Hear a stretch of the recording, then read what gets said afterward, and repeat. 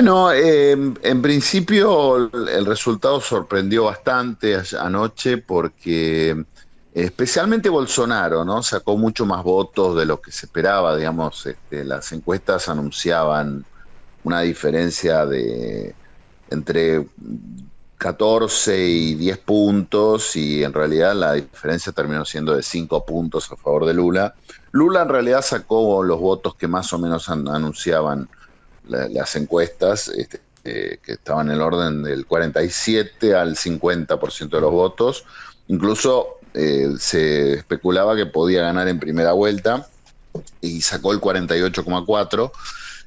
Diría, por lo menos así, como primera impresión, fue una gran elección del bolsonarismo y digamos, de la derecha y principalmente de los sectores de ultraderecha brasileños, ¿no? Es decir, ganaron para senadores, gobernadores, Sí. diputados, etcétera, ganaron en casi todo el país, exceptuando el nordeste.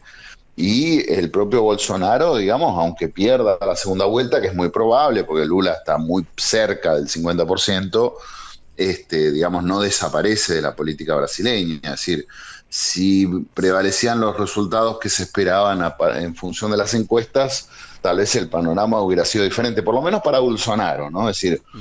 que en algunos distritos iban a ganar candidatos de esta orientación, ya era sabido, pero la elección de Bolsonaro fue bastante mejor de lo esperado. Claro. Ahora, en torno a lo que se hablaba en la previa, sobre todo lo había difundido Bolsonaro, ¿no? De esto de si no ganaba por 20 puntos, probablemente hubiera ocurrido un fraude.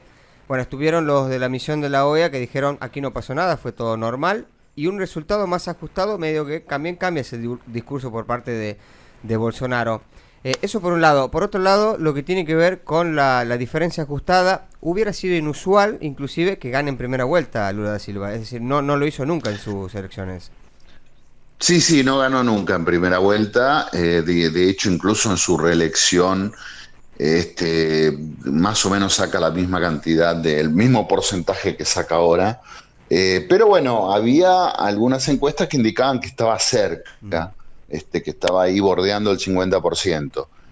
No ganó nunca. Digamos, quien fue electo en primera vuelta y reelecto en primera vuelta fue Fernando Enrique Cardoso, pero creo que no hay otro ejemplo, digamos, es decir, fue ese caso y nada más.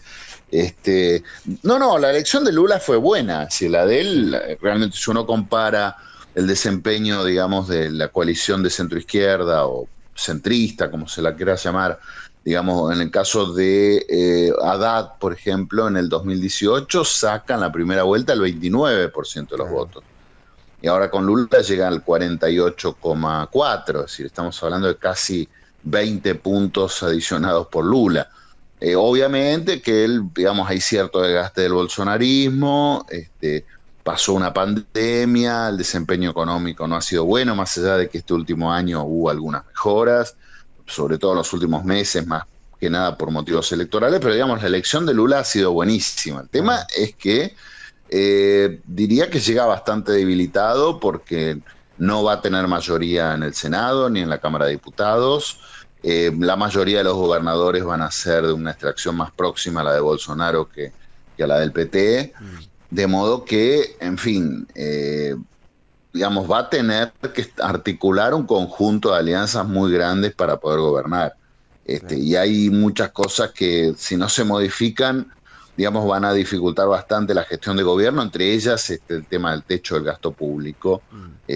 que se ha puesto, digamos, como una enmienda constitucional que no se cumple, digamos, el bolsonarismo principalmente este último año por temas electorales eh, deliberadamente ha roto esa regla, pero que para un futuro gobierno más orientado a la izquierda puede ser una dificultad y puede ser hasta un motivo de una judicialización o alguna cosa por el estilo como la que ya observamos en tiempos de Dilma, ¿no? Claro.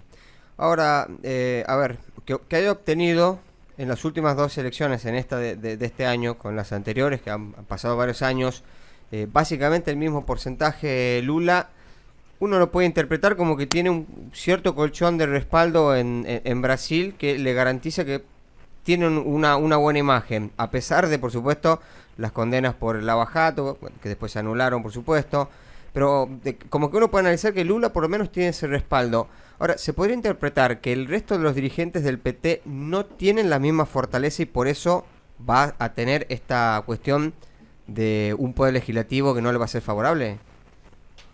Sí, sí, exactamente es esa la interpretación, por lo menos que yo saco también. Una cosa es Lula, otra cosa no solo es el PT, sino todo lo que podríamos agrupar en la izquierda brasileña. Yo creo que sin Lula, obviamente que es un contrafáctico imposible digamos, de refutar o de probar. Sin Lula esta elección no se gana, digamos, no la gana el PT, no la gana la izquierda. Digamos, no hay que olvidarse que estamos hablando de un hombre que ya va a llegar al gobierno con 78 años, eventualmente terminará su mandato con casi 82 años, de modo que, bueno, no parece haber una renovación en las filas, digamos, de la izquierda, centroizquierda, además, no tienen una gran llegada. Obviamente que hay un piso de votos que está, pero digamos, sin Lula me parece que el escenario es bastante complicado. Es decir, me parece que es el último jugo que se le saca a Lula y después, no sé, me parece que se abre un horizonte bastante complicado. Entiendo que la derecha y la centroderecha se ha consolidado muy fuertemente. Bolsonaro no va a desaparecer de la política brasileña, por lo menos es lo que da para ver. No me sorprendería incluso que vuelva en estas condiciones. De modo que sí, diría, Lula es una cosa y todo lo que lo acompaña es algo muy diferente, tiene un peso muy menor al que tiene con Lula. Ahora, profesor, me imagino, como nos pasa a nosotros, que estamos expectantes de las elecciones en Brasil. A ver, Argentina y Brasil son socios comerciales históricos. Para Argentina es el principal socio. Me imagino de ese lado también deben estar viendo lo que pasa en la política de Argentina. Sobre todo el año que viene vamos a tener elecciones. Y mucho más si Argentina entra al grupo de los BRICS. Ahí van a formar parte de otro bloque, además. Sí, digamos, no sé si digamos, depende también. En el caso bolsonarismo, al principio una postura muy contraria, digamos, a los BRICS, incluso con la política argentina, era muy favorable, digamos, a Estados Unidos. Cuando Trump pierde las elecciones es como que queda un poco huérfano el bolsonarismo y empieza a tomar, digamos, algunos comportamientos quizás más orientados por la política tradicional brasileña, más que por una, digamos, más una inercia del propio Estado que decisiones de gobierno, pero comienza a girar hacia una posición más autónoma en muchos planos, incluso, digamos, hubo una mayor aproximación con Argentina, algún distanciamiento con Estados Unidos y la OTAN, incluso con el tema de la guerra en Rusia y demás. Estimo que con Lula van a buscar tener un poco más de protagonismo y eso entiendo que a la Argentina la ayuda porque reposiciona un poco a la región. Pero, insisto, creo que el gobierno de Lula nace con algunas debilidades, es decir, digamos, descarto que gana, yo creo que va a ganar la segunda vuelta, pero llega débil, ¿no? Es un gobierno que va a llegar sin mayoría en las dos cámaras, con los gobernadores en contra. Entonces, ¿en qué medida va a tener autonomía para una política, digamos, de mayor autonomía en términos de internacionales y demás? No lo sé. Sospecho que va a tener muchos condicionantes. Ahora, profesor, después de lo que fue el último debate, ¿no? Que básicamente entre Lula y Bolsonaro se dijeron absolutamente de todo, y es de esperarse que eso no se calme pensando en el balotaje. La transición, a ver si se confirma la tendencia, ¿no? Y gana Lula, la transición asoma complicada en ese caso.